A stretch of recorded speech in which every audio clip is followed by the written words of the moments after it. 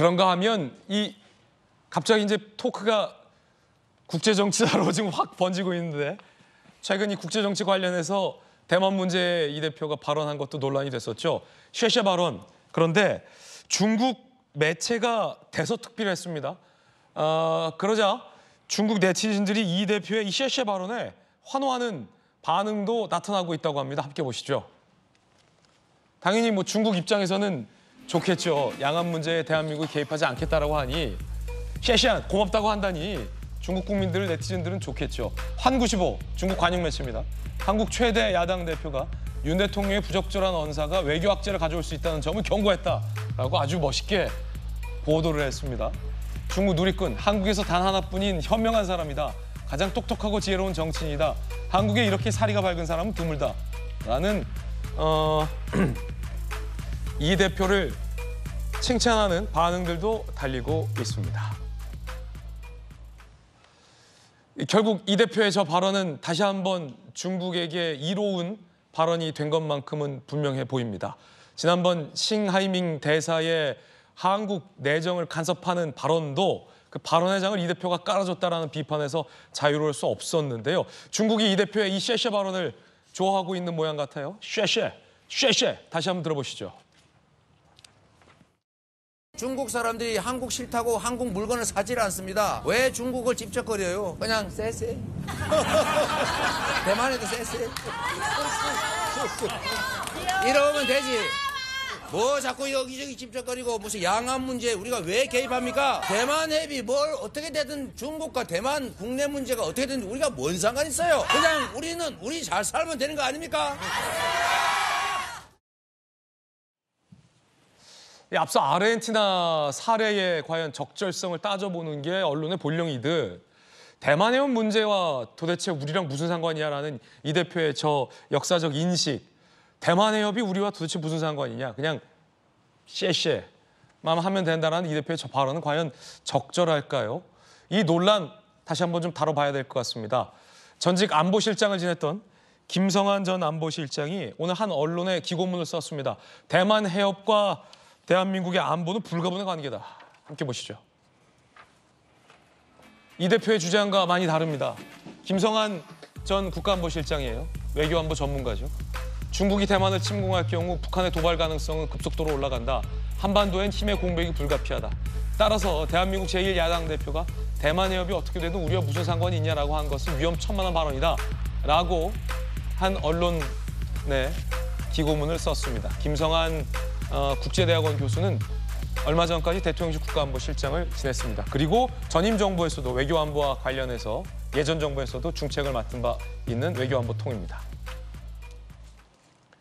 결국 이 대표의 저 쉐쉐 발언은 대만 해협이 어떻게 되든 한반도와 아무 상관없다. 우리만 잘 먹고 잘 살면 된다라는 이 대표 발언에서도 저 맥락은 드러납니다. 송영훈 변호사님, 전문가들은 이 대표 발언과 다르게 보고 있어요. 이번에도 아르헨티나와 같이 어떻게 보십니까? 그렇습니다. 양안 관계가 만약에 험악해지면 특히나 중국이 만약에 힘에 의한 현상 변경을 시도를 한다면은 주한미군이 과연 거기 개입하지 않을 것인가. 그런 문제도 우리가 생각을 안 해볼 수가 없고 그러면은 한반도의 안보에도 지대한 영향을 미칠 것이고 그러니까는 대한민국이 그냥 입 다물고 있을 문제는 아니죠. 이재명 대표가 좀 그런 부분에 대해서 신중하게 생각을 하고 발언을 해야 될 것이고요. 그다음에 그 과거에 이제 싱하이밍 대사를 찾아가서 있었던 그 굴욕 외교 논란이라든가 또 문재인 정부에서 있었던 그 혼밥 외교라든가 이런 거 뭐 이미 그 우리 돌직구 쇼에서도 여러 번 말씀하셨으니까 제가 그 얘기를 반복하진 않겠는데 어제 우리 태국하고 축구했잖아요.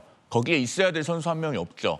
지금 태국에 있었어야 되는데 대한민국에 들어온 선수가 있습니다. 누굽니까? 그 국가대표 선수였던 손준호 선수가 얼마 전에 중국에서 인재 풀려나가지고 대한민국에 들어왔잖아요. 그 선수가 10개월이 넘게 중국에 구금돼 있었습니다. 사실은 쉽게 있기 어려운 일이거든요. 더더군다나 재판에 넘겨진 것도 아니고 본인은 정확하게 그 무슨 혐의를 받는지 어떻게 보면 통보도 못 받고 그렇게 구금돼 있었는데 지금 언론에 알려진 바로는 무슨 승부 조작 같은 걸로 의심을 받아서 일종의 배임 수재 같은 혐의를 두고 중국 당국에서 수사를 했던 것 같아요. 근데 정말로 죄가 있었으면 재판에 넘기고 뭐 형을 선고하고 중국에서 처벌했겠죠.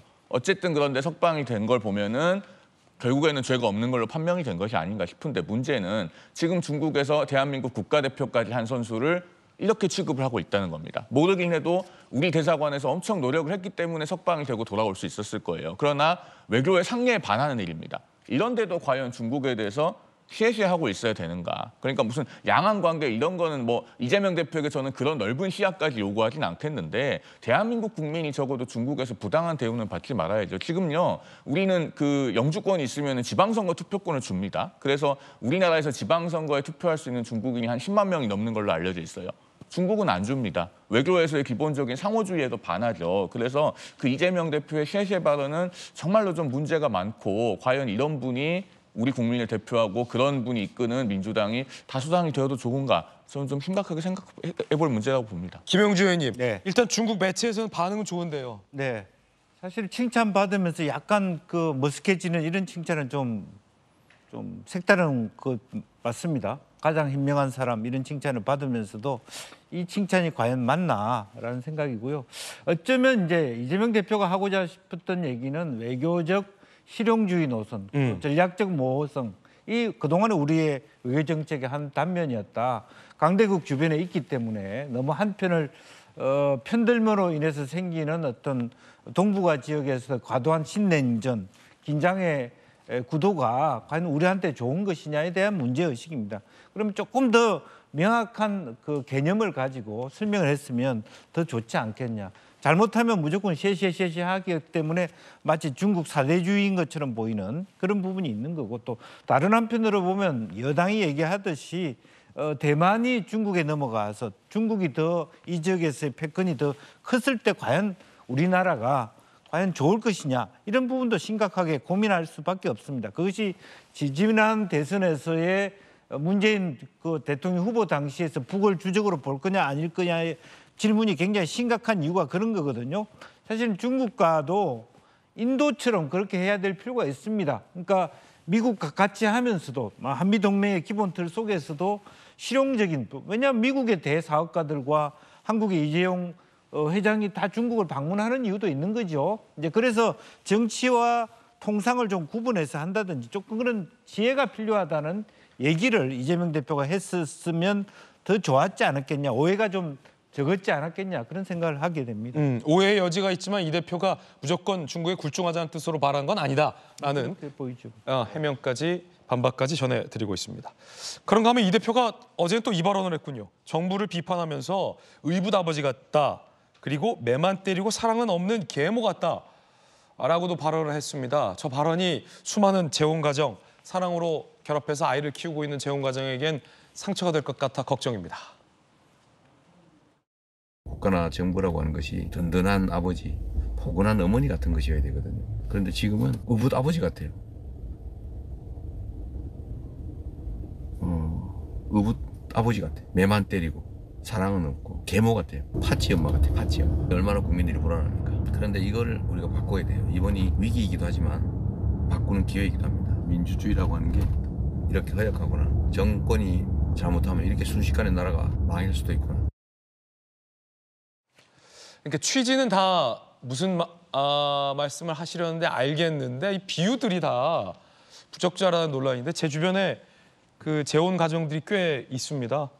근데 그 의붓아버지들을 보면 정말 몰랐어요. 그 자녀가 장성할 때까지 아무도 몰랐어요, 주변에.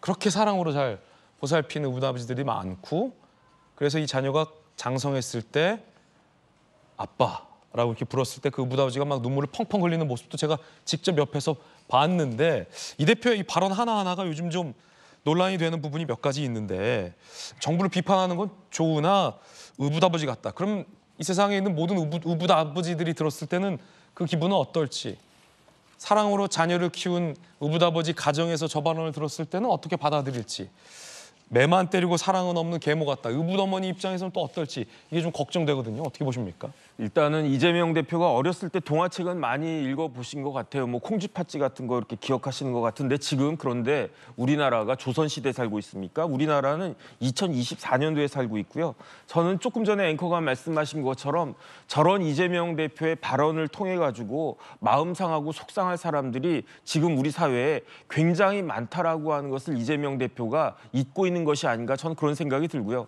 민주당의 최강욱 의원이 무슨 이야기했습니까? 암컷 발언했잖아요. 암컷 발언하면서 여성을 비하하고 그다음에 그 전 혁신위원장은 뭐 미래가 짧다니 그런 운운하면서 어르신들 비하하다가 이제는 재혼 가정까지도 이렇게 속상하게 마음 아프게 하나? 저는 그런 생각이 드는 게 이게 총선이 얼마나 남았다고 저런 이야기를 갖다가 하나 좀 이런 부분들에 대해서는 좀 예. 사과가 필요한 것이 아닌가 싶습니다. 그렇죠. 물론 조기현 부위원장님 모든 재혼 가정이나 의붓아버지를 다 폄하하기 위해서 이 대표가 저런 발언한 건 아닐 거예요, 분명. 그렇죠. 의붓아버지 계모에는 항상 이렇게 나쁜 네. 그 수식어가 붙어서 표현되는 거잖아요. 그런 사례를 언급하면서 지금의 정부 권력을 비판하는 비유로 쓰신 건데요.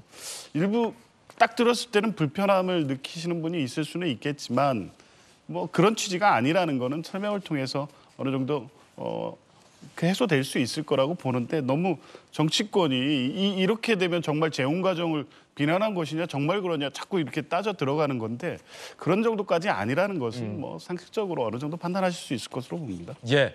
자, 이번엔 저희가 준비한 다음 이야기입니다. 오늘 여러 언론에서 여야가 내부에서 보고 있는 현재 판세가 분석되고 있는데요. 야권 일각에서는 범야권을 다 합치면 이번 선거에서 200석을 싹쓸이할 수 있다라는 시나리오도 나오고 있다고 합니다.